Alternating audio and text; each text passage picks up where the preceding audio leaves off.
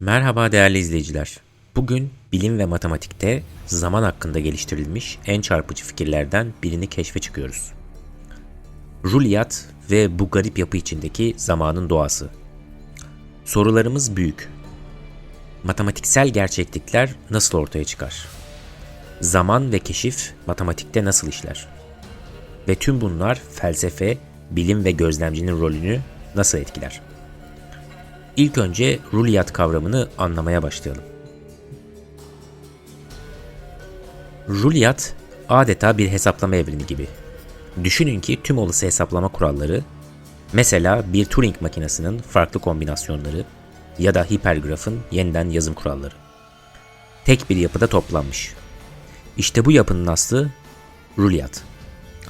Ruliyatın temel özellikleri tamamlanmış bir biçimde tüm matematiksel gerçekleri kapsaması ve kendisinin durağan olmasıdır. Tıpkı bir resmin tamamını görebilmek gibi o anda her şey oradadır. Yani ruliyat tüm olasılıkları kapsayan evrensel bir hesaplama atlası gibidir. Ama şunu unutmayın, bu atlasın içindeki bir gözlemci için işler biraz farklı ilerliyor. Peki bu yapı matematikle nasıl bağ kuruyor?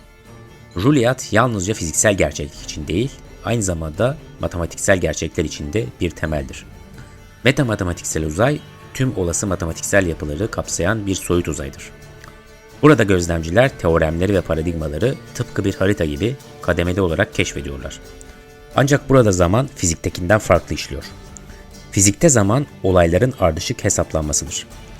Matematikte ise zaman bir kavramsal haritanın genişletilmesine benzer. Peki matematikteki bu zaman algısı tam olarak ne anlama geliyor? Düşünün ki büyük bir haritadasınız ve her adımda yeni bir bölge keşfediyorsunuz. Bu adımlar matematiksel süreçlerin ardışık bir şekilde yorumlanmasıdır. Matematikte zaman isteğe bağlıdır. Eğer bir gözlemci bu süreçleri ardışık bir şekilde yorumluyorsa, o zaman zaman algısı oluşur. Aksi halde ruliyatın soyut bir bütünlük sunduğu statik bir manzara olarak kalır. Bu yaklaşım fiziği ve matematiği tek bir hesaplama çerçevesi altında birleştiren bir anlayışı işaret etmektedir. Peki eğer ruliyat zamansızsa biz neden zamanı deneyimliyoruz? İşte burada devreye gözlemciler giriyor. Gözlemciler ruliyatı kendi bilişsel sınırlarıyla keşfeder. Ancak bu keşif hesaplamalı sınırlamalar ve indirgenemezlik nedeniyle kısıtlıdır. Bu kısıtlamalar bizim için zaman algısını meydana getirir. Ruliyatı anlamaya çalışmak, sonsuz büyüklükte bir kütüphanede birer birer kitap okumaya benzer. Hepsini aynı anda göremediğimiz için kitapları okuma sıramız bize zamanın geçtiğini hissettirir. Bunun fiziksel dünyadaki karşılığı ne mi? Tıpkı kuantum mekaniğinde bir ölçüm sırasında dalga fonksiyonlarının belirli bir duruma çökmesi gibi. Zaman gözlemciye özgü bir algı şeklinde çöker. Şimdi zaman algısının fiziksel yasalarla nasıl uyumlu olduğunu da gösterelim. Örneğin hesaplamalı sınırlamalar ve indirgenemezlik termodinamiğin ikinci yasasının temelini oluşturuyor. Entropi hep artıyor. Einstein'ın alan denklemleri gibi fiziksel yasalar ruliyattaki büyük ölçekli hesaplama dilimlerinden türetiliyor. Bu bakış açısı fiziği hesaplamalarla açıklayan yepyeni bir perspektif sunmaktadır. Ancak bazı büyük soruları da gündeme getiriyor. Farklı hesaplama yeteneklerine sahip gözlemciler gerçeği nasıl birleştirir? Bu yaklaşım kuantum dolanıklığı gibi doğrusal olmayan zaman olaylarını açıklayabilir mi? Ruliyat, konumların farklı hesaplama kurallarına denk geldiği kavramsal bir alan olarak tanımlanmıştır. Biz gözlemciler ruliyat içinde belirli bir yol boyunca hareket ediyoruz. Bu hareket zaman algımızı oluşturuyor.